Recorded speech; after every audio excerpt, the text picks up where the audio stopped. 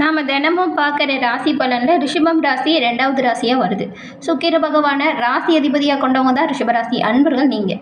உங்களுக்கு இந்த ஆகஸ்ட் மாதம் 2025 இந்த மாதத்தின் கிரக நிலைகள் எப்படிலாம் அமைஞ்சிருக்கு, இந்த மாதத்தின் கிரக நிலை உங்களோட வாழ்க்கையில் ஏற்படுத்தக்கூடிய மாற்றங்களும் தாக்கங்களும் என்ன, இது பற்றின முழுமையான தகவலையும் தான் உங்களுக்காக இந்த பதிவில் நாங்கள் சொல்லியிருக்கோம்.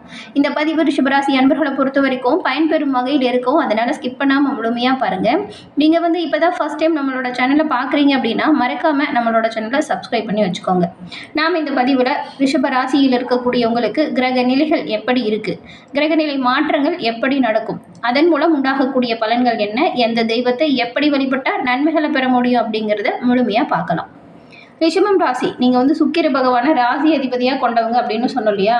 உங்களோட வாழ்க்கையில் எல்லா விதத்துலையுமே நன்மைகள் பெறணும், தீமை விலகணும் அப்படின்னு நினச்சிங்கன்னா சுக்கிர பகவான் வழிபாடு ரொம்பவுமே நல்லது.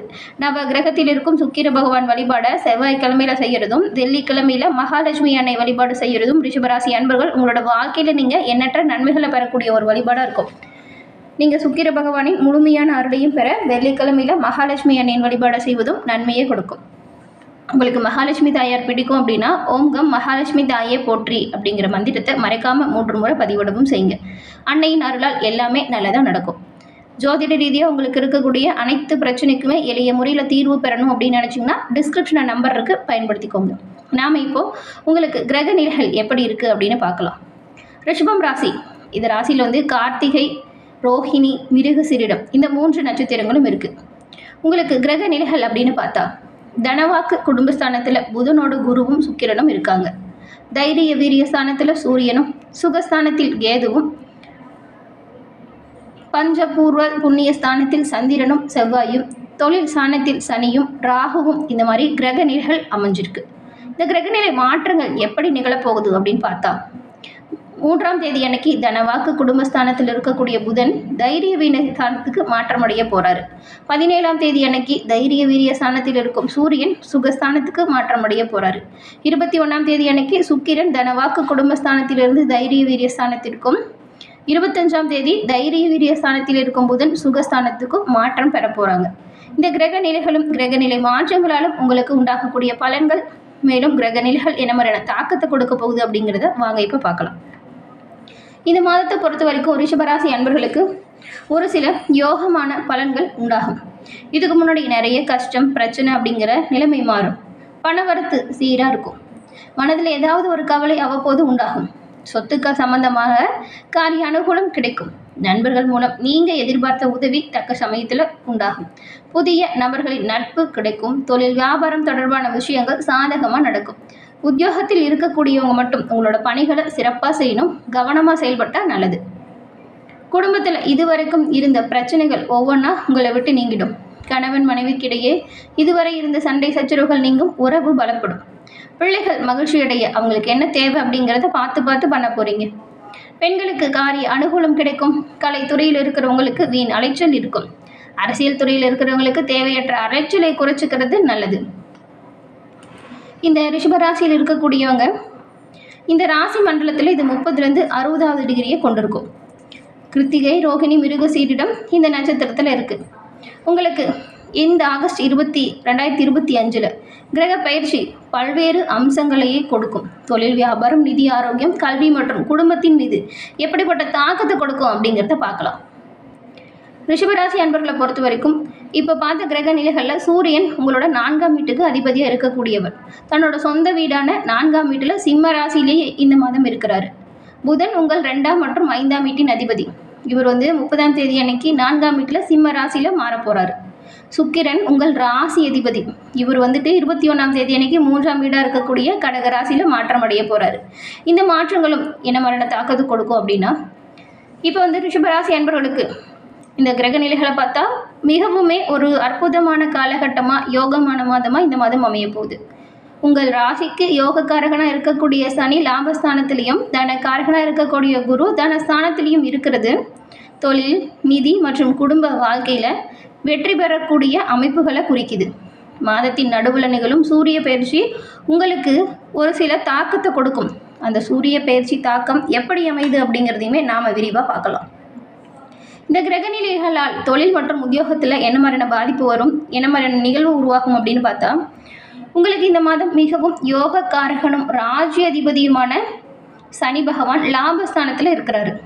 தொழில் ரீதியாக இது ஒரு பொன்னான வாய்ப்புகளை கொடுக்கக்கூடிய ஒரு மாதம். உத்தியோகத்தில் உங்களோட சிறப்பான செயலுக்கு பதவி உயர்வு, சம்பள உயர்வு மற்றும் அதிகாரிகள் கிட்ட இருந்து முழு ஆதரவு உங்களுக்கு கிடைக்கும். 10ஆம் வீட்டில் ராகு இருக்கிறதுனால உங்கள் தன்னம்பிக்கை அதிகரித்து புதிய பொறுப்புகளை ஏற்கக்கூடிய உற்சாகம் உண்டாகும். இந்த மாதத்தில் என்ன மாதிரியான மாற்றங்கள் நிகழும் அப்படின்னு பார்த்தா, 17ஆம் தேதி வரைக்குமே சூரியன் 3ஆம் வீட்டில் இருக்கிறதுனால உங்களோட முயற்சிகள் எல்லாமே பயனளிக்கும். அது மட்டும் இல்லாமல் இந்த முயற்சி சில மாதங்கள் நல்ல ஒரு பயணத்தை கொடுக்கும்.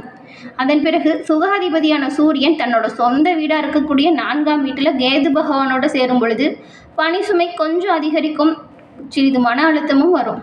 மேலதிகாரிகளுடன் சின்ன சின்ன தவறான புரிதல்கள் இந்த சமயத்தில் வரலாம். நீங்கள் கொஞ்சம் பார்த்து நடந்துக்கோங்க. நிதி நிலைமையை பொறுத்த வரைக்கும் நிதி ரீதியாக இந்த மாதம் உங்களுக்கு மிகவும் ஒரு சிறப்பான மாதம் தான். லாபாதிபதி குரு ஸ்தானத்திலையும் யோகக்காரகன் சனி லாபஸ்தானத்திலும் இருக்கிறது உங்களோட நிதி நிலைமையை கணிசமாக மேம்படுத்தக்கூடிய அமைப்பு. வருமானத்திற்கு புதிய வழிகள் உண்டாகும். முன்பு நின்று போன பணம் இப்பொழுது கை வந்து சேரும். உங்கள் ராசி அதிபதி சுக்கிரன் மாதத்தின் முதல் 3 வாரங்கள் தனஸ்தானத்திலே இருக்கிறதுனால ஆடம்பர பொருட்கள், ஆபரணங்கள் வாங்கக்கூடிய அமைப்பு உண்டாகும். ஆகஸ்ட் 17க்கு பிறகு 4ஆம் வீட்டு அதிபதி சூரியன் தன்னோட சொந்த வீட்டிற்கு பிரவேசம் செய்யும் பொழுது பூமி, வீடு அல்லது வாகனம் வாங்கும் யோகம் வலுவாக அமையும். குடும்ப வாழ்க்கையை பொறுத்த வரைக்கும் குடும்ப ரீதியாக இது மிகவும் சாதகமான நேரம். 2ஆம் வீட்டில் குருவின் சஞ்சாரம் குடும்பத்தில் மகிழ்ச்சியான சூழல், சுப காரியங்கள் பற்றின பேச்சுவார்த்தையை கொடுக்கும். உங்கள் 7ஆம் வீட்டு அதிபதி செவ்வாய் 5ஆம் வீட்டில் இருக்கிறதுனால உங்கள் வாழ்க்கை துணையுடன் உறவு வலுப்படும். அவர்களிடமிருந்து நீங்கள் எதிர்பாராத பரிசு அல்லது நல்ல ஒரு மதிப்பை பெற போறீங்க. திருமணத்திற்காக காத்திரங்களுக்கு நிச்சயமாக இந்த மாதம் சாதகமான பலன் கிடைக்கும். 4ஆம் வீட்டில் கேதுவின் தாக்கத்தால் சில சமயத்தில் நீங்கள் தனிமையை உணர்ந்தாலும் ஆகஸ்ட் 17க்கு பிறகு சூரிய பகவானோட வருகையால் உங்களுடைய தாயின் உடல் ஆரோக்கியம் மேம்படும். வீட்டில் ஒரு அமைதியான சூழல் உருவாகும். இதுவரைக்கும் இருந்த பிரச்சனைகள் தீரக்கூடிய அமைப்பை சூரிய பகவான் உங்களுக்கு உண்டாக்கி கொடுப்பார். மேற்கொள்ளக்கூடிய அனைத்து விஷயத்திலுமே நன்மைகளை பெறுவீங்க. ஆரோக்கியம் ரீதியாக மாதத்தின் முதல் 2 வாரங்கள் ரொம்பவுமே நல்லாவே இருக்குது.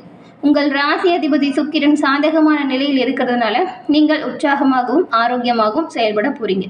மாதத்தின் கடைசி 2 வாரங்களில் 4ஆம் வீட்டில் சூரியன் மற்றும் கேதுவின் சேர்க்கையால் வயிற்று வலி, இரைப்பை பிரச்சனை மற்றும் மார்பில் அசௌகரியம் போன்ற வாய்ப்புகள் ஏற்பட ஒரு சூழ்நிலை இருக்கிறதுனால கவனமாக இருக்கணும். இந்த விஷயத்தில் எல்லாமே சின்ன உடல் உபாதை வந்தாலுமே உடனடியாக மருத்துவரை பார்த்து மருத்துவம் செஞ்சுக்கிறது நல்லது. வீட்டு வைத்தியத்தை கைவிட்டுருங்க.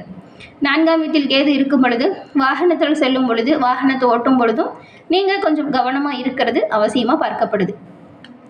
வியாபாரத்தை பொறுத்த வரைக்கும் வியாபாரிகளுக்கு இந்த மாதம் நல்ல ஒரு லாபம் அள்ளித்தரும் மாதம். சனி மற்றும் குரு இந்த 2 கிரகங்களுமே உங்களுக்கு நல்ல ஒரு சாதகமான நிலையில் இருக்கிறதுனால வியாபாரத்தில் நீங்கள் இந்த மாதம் குறிப்பிடத்தக்க வளர்ச்சி கண்டிப்பாக பெறுவீங்க. இதன் மூலம் வருமானம் இரட்டிப்பாகும் யோகத்தை அடைய போகிறீங்க. புதிய வியாபாரம் தொடங்குறது இல்லைன்னா இப்போ இருக்கிற வியாபாரத்தை விரிவுபடுத்துறது போன்ற செயல்களில் ஈடுபட போகிறீங்க. மாதத்தின் முதல் 2 வாரங்களுமே ரொம்பவுமே சாதகமாக இருக்குது. இந்த 2 வாரத்தில் நீங்கள் தொழில் வளர்ச்சியை எப்படிலாம் மேம்படுத்தணும்னு நினைக்கிறீங்களோ அந்தளவுக்கு நன்மைகளை பெறுவீங்க. மாதத்தின் பிற்பகுதியில் பணி சுமை கொஞ்சம் அதிகரிச்சிருக்கும். நிதி ரீதியாக அது உங்களுக்கு நல்ல பலனை கொடுக்கும். அலைச்சலாக இருக்கிற மாதிரி இருக்கும், ஆனால் அதோட பயன்கள் சிறப்பான முன்னேற்றத்தை கொடுக்கும். மாணவர்களை பொறுத்த வரைக்கும் இந்த மாதம் கலவையான பலன்கள் உங்களுக்கு உண்டாகும். 5ஆம் வீட்டில் செவ்வாய் பகவான் சஞ்சாரம் செய்கிறது சில சமயத்தில் பாடங்களை படிக்கும் பொழுது கவன சிதறல் உண்டாகும். படிப்பில் அலட்சியம் ஏற்படுத்தலாம். இருந்தாலுமே உங்களுக்கு பஞ்சமாதிபதி புதன் மற்றும் பாக்கியாதிபதி சனி சாதகமாக இருக்கார் இந்த மாதம். இதனால் நீங்கள் கடினமாக உழைச்சிங்கன்னா விரும்பிய பலனை பெற முடியும். குறிப்பாக ஆகஸ்ட் 30ஆம் தேதி வரைக்கும் புதன் 4ஆம் வீட்டில் பிரவேசம் செய்யும் பொழுது உங்களோட சிந்தனை மேம்படும். போட்டித் தேர்வுகளை வெற்றி பெறும் வாய்ப்புகள் அடைய முடியும். இந்த மாதத்தில் சாதகமான பலன்களை அதிகரிக்கவும் சின்ன சின்ன சவால்களை சமாளிக்கவும் இந்த பரிகாரத்தை செய்யுங்க, நல்லது நடக்கும். சுக்கிர பகவான் அருளுக்கு உங்கள் ராசி அதிபதி சுக்கிரனை பிரியப்படுத்த ஒவ்வொரு வெள்ளிக்கிழமையிலும் லட்சுமி தேவி வணங்கி வருவதன் மூலம் நன்மைகளை பெறலாம். அது உங்களுக்கு நல்ல ஒரு செல்வ செழிப்பை கொடுக்கும். மாணவர்கள் கவனம் அதிகரிக்க ஒவ்வொரு செவ்வாய்க்கிழமையிலுமே சுப்பிரமணியரை தொடர்ந்து வழிபட்டு வருவதன் மூலம் நல்ல ஒரு மேன்மையான நிலையை நீங்கள் அடைய முடியும். என்ன ரிஷபராசி அன்பர்களே, இந்த பதிவு நீங்கள் பயன்பெறும் வகையில் அமைஞ்சிருக்கும்னு நினைக்கிறோம். ரிஷபராசி அன்பர்கள் முருகன் மற்றும் லட்சுமி தேவியின் பரிபூர்ண அருளும் கிடைக்கப்பெற்று எல்லா விதத்திலுமே சிறப்புடன் வாழ வாழ்த்துக்களையும் தெரிவிச்சுக்கிறோம். இந்த பதிவு பயன்பெறும் வகையில் இருந்தால் லைக் பண்ணுங்கள், ஷேர் பண்ணுங்கள். மறக்காமல் நம்மளோட சேனலை சப்ஸ்கிரைப் பண்ணி கூட வர பெல் ஐக்கானை கிளிக் பண்ணி வச்சுக்கோங்க. அப்போ தான் நாங்கள் போடுற பதிவுகள் உடனுக்குடன் உங்களை வந்தடையும். தொடர்ந்து பார்த்தமைக்கு நன்றி நேயர்களே.